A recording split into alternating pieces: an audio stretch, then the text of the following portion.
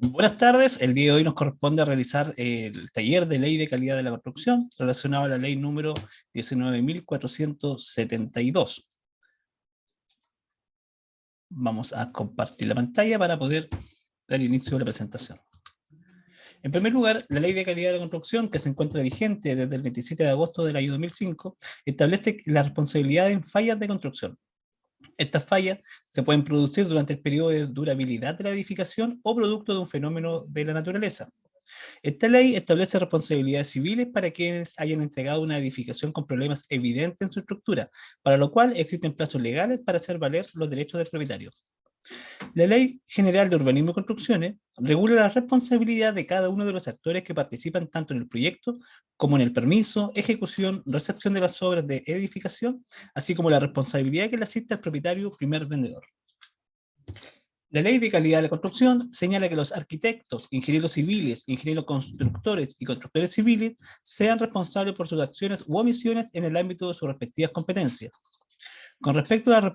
responsabilidad civil específica, se indica que el propietario o primer vendedor de una construcción es responsable por todos los daños y perjuicios que provengan de fallas o defectos en ella, sea durante su ejecución o después de terminada.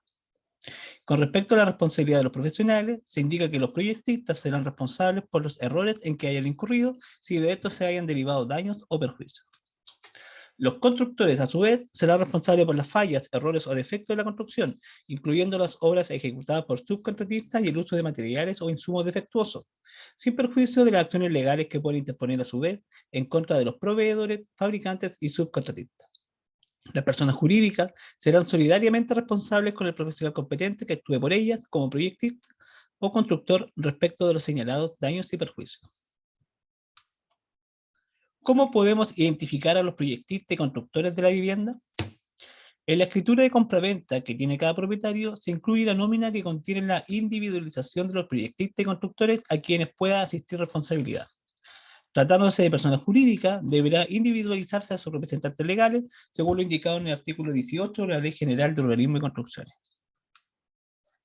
Con respecto a las garantías de la construcción, es importante señalar que una de las garantías que tiene por parte de la empresa constructora, en primer lugar, es solucionar todos los detalles anotados en la ficha de observaciones que se entrega junto con las llaves en un plazo superior a 30 días. De igual manera, las terminaciones de la vivienda, como marcos de puertas, cerrajería, molduras, guardapolvo, cornisas, junquillo, atriles, etc., se mantienen en garantía durante los primeros 3 años desde la entrega de su vivienda.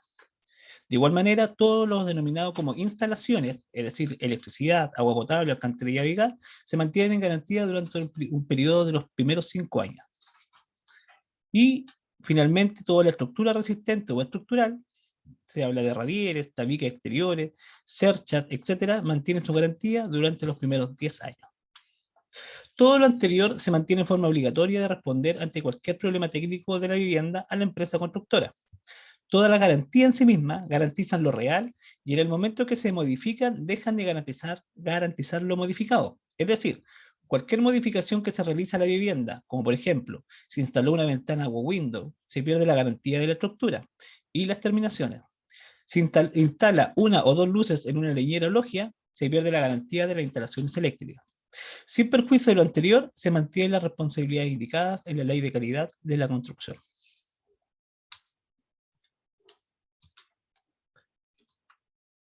Con respecto a los requisitos para que exista la obligación de indemnizar, en el caso de indemnización por parte de la constructora hacia el propietario, se reconocen 3 categorías específicas de vicios de construcción, que según las distintas fases en que puedan separarse la actividad constructiva, y se distingue entre vicios del proyecto, vicios de dirección técnica y vicios de ejecución material.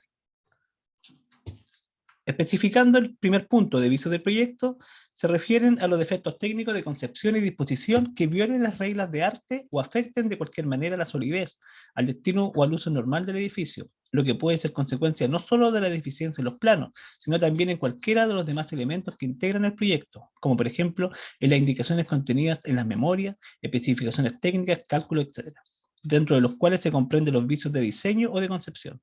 Por ejemplo, si el proyecto es contrario al encargo profesional o al destino y naturaleza de la obra o a las leyes o disposiciones generales o normas urbanísticas.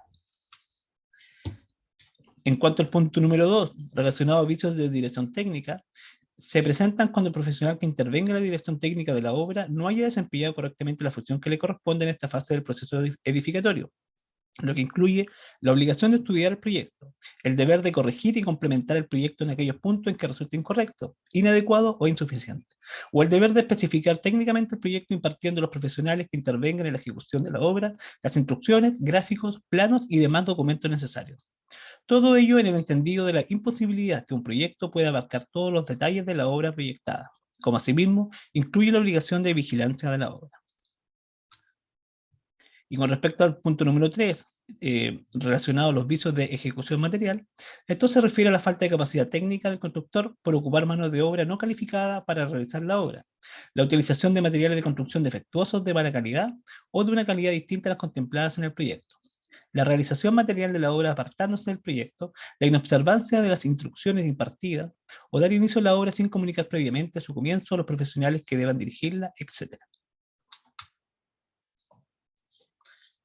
Considerando de igual manera la relación de causalidad entre fallas o defectos de construcción y daño producido, es importante indicar que los perjuicios deben haber derivado directamente de los vicios de construcción o de diseño, y debe existir una relación de causa-efecto entre el perjuicio sufrido y la falla o defecto de construcción, de modo que se trate de fallas que se incluyen en el contexto de la labor constructiva y por ende se excluyen los daños provenientes de mejoras constructivas por cuenta del adquiriente o por mala conservación o utilización inadecuada de la obra. Con respecto a la exclusión de responsabilidad por casos fortuitos o fuerza mayor, que puede señalarse en un país tan sísmico como el chileno, en el cual existen, por ejemplo, aparte de eventos sísmicos, ráfagas de viento o lluvia muy fuerte, el artículo 45 del Código Civil define la fuerza mayor o el caso fortuito como lo imprevisto a que no es posible de resistir, como un naufragio, un terremoto, el apresamiento de enemigos, los actos de autoridad ejercidos por un funcionario público, etc.